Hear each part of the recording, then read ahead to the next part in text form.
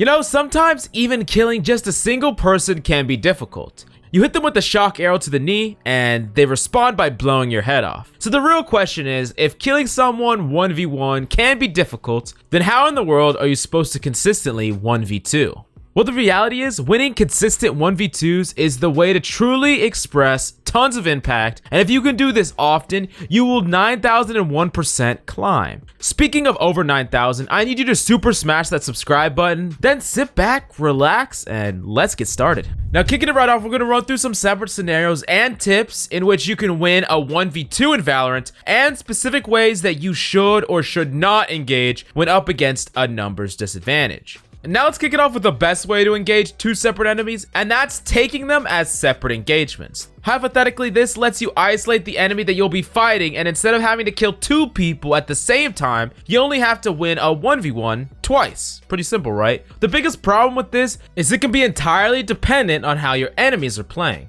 Enemies holding extremely far apart or aren't in position to counter swing on each other and trade out the kill, those are the enemies that you want to often force a duel with. Sometimes you have to go slow and methodical and check every angle like I talked about before, but if you have confirmation about an enemy's location and you can for sure take a 1v1 duel even if you have to take it rapidly, but there's no enemy nearby to trade out for your death, then that is an engagement that you want to try to force through. Essentially, you're forcing an engagement 1v1, but it's still better than having to take an essential 1v2 later on, because once it's down to a 1v1, the possibilities are far easier and the things you have to play around are far less. It's going to be a lot easier for you to win a true 1v1 than having to fight two enemies that are guarding each other's angles. Now, the second scenario is going to be the more than likely scenario, and that is when an enemy is close to another enemy. They're close enough to each other where if you kill one enemy, the other enemy is going to use that immediate information and pressure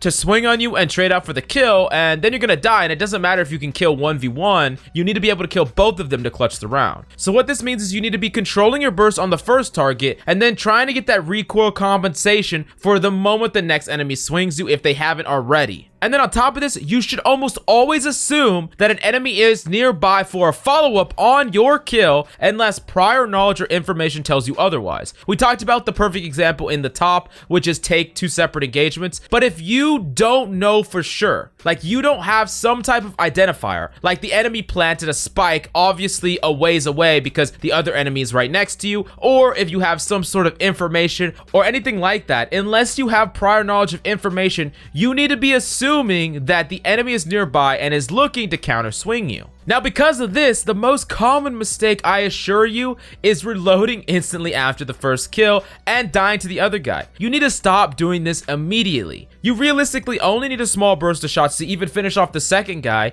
and reloading will get you killed instantly, and the noise it makes means that the last enemy nearby will assuredly swing you if they haven't already. Just because you don't see anybody right there, you cannot assume that no one is nearby, especially in a 1v2, because more often than not, allies are going to play near each other. Now, something important to realize is that as you get further into the game, which is probably true because it's already in a 1v2 scenario, both sides will be low on utility because the game is typically further along. That also means that if you have sandbag utility, it will be less likely that enemies will play around it because typically you would have already used those abilities. Now, abilities that specifically come back on kills, like paint shells and Jet's dash, these are abilities that you should either try to track based on how many kills the enemy got, or you should assume that the enemy has them because they're more than likely to have them, especially if they're the last remaining people. They probably gotten a certain amount of kills in order to get at least close or already have these abilities.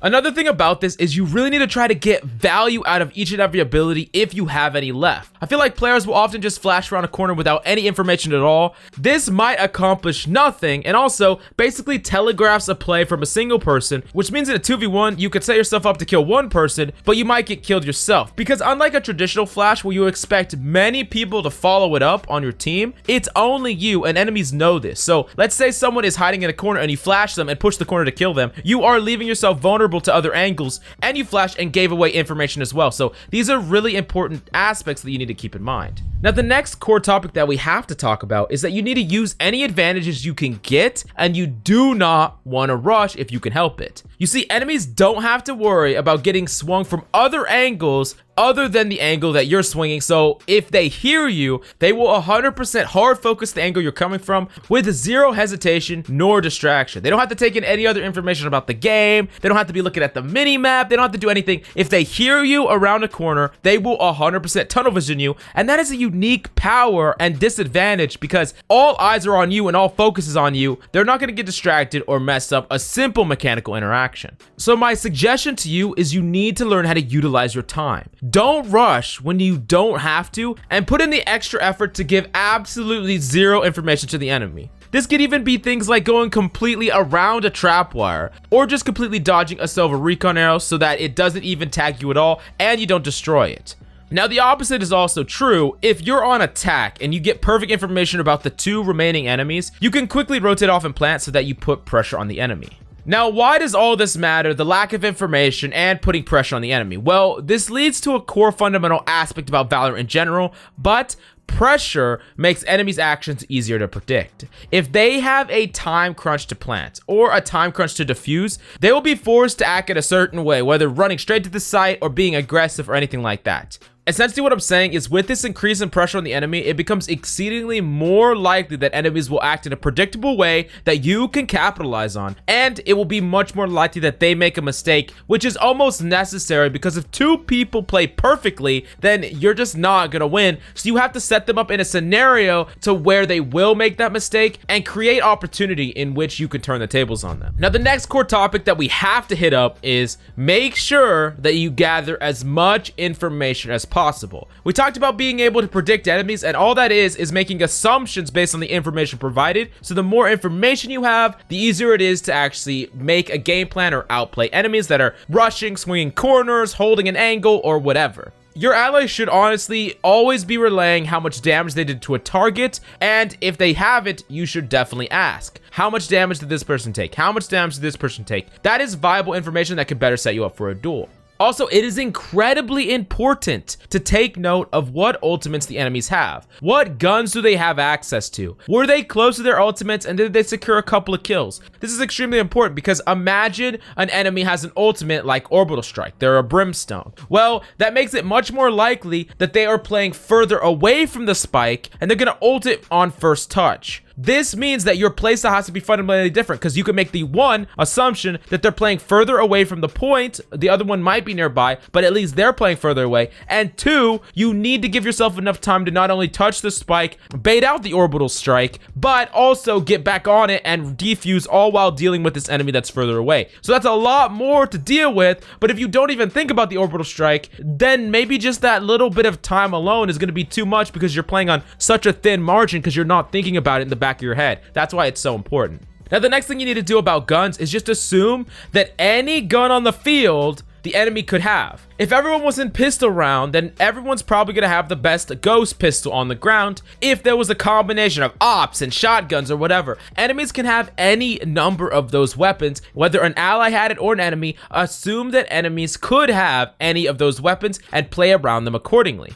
Also, as an added note, make sure that you upgrade your weapon as well. Don't be walking around with the classic pistol if there was a ghost pistol on the ground. Don't be walking around with a stinger if there was a phantom on the ground. You get the picture. A lot of people are dead. There should be a lot of weapons on the ground. Make sure that you get the best weapons so you have the best tools for this very hard 1v2 job. Now, things can get even more difficult if you are the diffuser and the enemy has already planted and it's 1v2. Now, a very important note for you is the quicker that you get in position to start checking angles, the easier it will be for you to clutch up. You can run up till the circle on the left minimap enters around the power angles that you typically want to be clearing, and then you want to start walking. And what you want to be doing is you want to make sure that you clear every single power angle that you possibly can. Now, what are power angles? These are areas like heaven. These are areas like the corners that people can swing from around the point. These are all the things that you want to completely flush out and check thoroughly to make sure no enemies are there.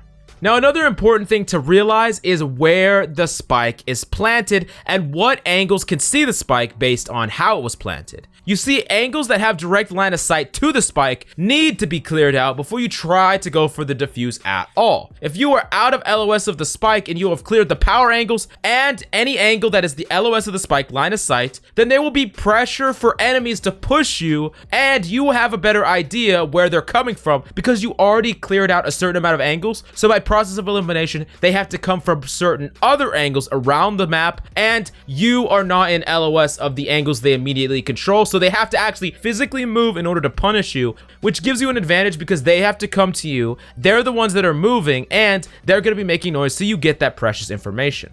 And this is ultimately why having the most amount of time possible in order to execute a game plan on a defuse is extremely vital, because more time equals more angles that you can possibly control before you make a play on the spike, which will inherently give you more of an idea where enemies are. You're either going to clear out these angles and take duels isolated, or you're going to clear these angles so that you know you don't have to worry about these angles for when you're having an engagement on the point. Now, the hardest thing about clutching up 1v2 is, especially when you have to defuse, you need to realize that enemies will often push from multiple angles. Now, you can do the thing that I suggested in the very beginning of the video, where you push one person when they're in a certain area around the spike to where you can isolate that duel. Essentially, what you're doing here is forcing an isolated duel. What I mean by that is the second that they start to come out of their angle, so you're instead pushing into them and away, hypothetically, from another angle that you could get swung by, so you can fight that person separately. Then after you kill them, you can wait for the enemy to follow up swing, and typically enemies will give away some of their location after you push the first person, because they're trying to trade out that kill. Now, audio is going to play a huge role in this, and I know that the audio in Valorant is so buggy, but it is really important that you engage the person that is closest to you, or you're ready for the person to swing you instantly. The person that's swinging you instantly,